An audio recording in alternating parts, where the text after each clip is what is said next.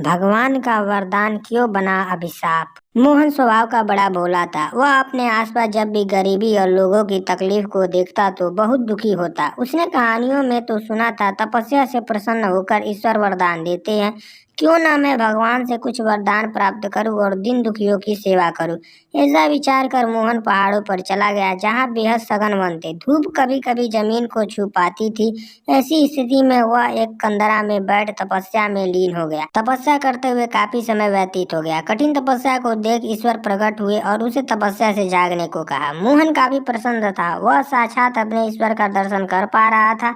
यह उसके लिए सौभाग्य की बात है। ईश्वर, मोहन, मैं तुम्हारे तपस्या से प्रसन्न हूँ। कहो मुझसे क्या आशा करते हो। मोहन, प्रभु मुझे आपके दर्शन हो गए। मेरा जीवन धन्य हो गया। अब मुझे किसी और चीज की आशा नहीं। ईश्वर, फिर भी तुम मुझसे कुछ मांगना चाहते हो तो मांगो, मैं तुम्हें अवश्य वरदान दूंगा। प्रभु, मैं अपने आसपास लोगों की तकलीफ देखता हूँ तो काफी दुखी होता हूँ। कृपया उन्हें दूर करने का कोई उपाय बताइए। ईश्वर ने एक पत्ते से भरा हुआ डाली मोहन को दिया और कहा, यह पत्ते सदा हरे भरे रहेंगे और डाली से कभी कम नहीं होंगे। किसी भूखे और दरिद्र व्यक्ति को देखो तो यह पत्ता निचोड़कर उसके मुंह में एक बूंद डाल देना। वह बलवान हो जाएगा, उसके दुख तत्काल दूर हो जाएंगे। ऐसा कहते हुए ईश्वर अंतर्ध्यान हो गए। अब मोहन, जो अंततः मनुष्य ठहरा, उसके मन में नए नए विचार उत्पन्न होने लगे। अब मैं गांव जाऊंगा और लोगों को यह सभी आश्चर्यचकित कार्य करके दिखाऊंगा तो मेरा नाम होगा। लोग मुझे गांव का सरपंच बना देंगे। इतना ही नहीं, कुछ जिला का विधायक बना देंगे। ऐसी ऐसी अनेकों कल्पना उसके मन में चलने लगी। जब इस कल्पना से मोहभंग हुआ तो वह सोचने लगा, कहीं मेरी जग हंसाई ना हो। ईश्वर ने जो वरदान दिया है उसे एक बार आजमा कर देख तो लूं।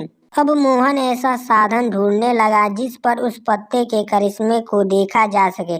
जंगल में चलते चलते उसे एक भूखा प्यासा दुर्बल, जिसकी हड्डियां बाहर दिख रही थी, ऐसा शेर वहां बेहोश की अवस्था में पड़ा था। मोहन को उस पत्ते के करिश्मे को देखने का अवसर आ गया था। झटपट पत्ते को निचोड़कर एक बूंद शेर के मुंह में डाल दिया। जैसे ही एक बूंद शेर के मुंह में गिरा, वह बलवान होकर खड़ा हो गया और सामने मोहन को पाकर अपना भूख मिटाने की सोची, क्योंकि भूख की अवस्था से ही तो वह मूर्छित बेहोश पड़ा था। अब कुछ समय में मोहन की जीवन लीला समाप्त हो गई थी।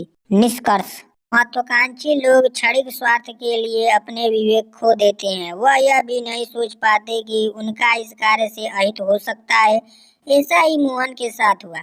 उसने शेर को जीवित करने से पूर्व कोई सावधानी नहीं बरती, बल्कि वह अपनी महत्वाकांक्षा के मद में अंधा हो चुका था।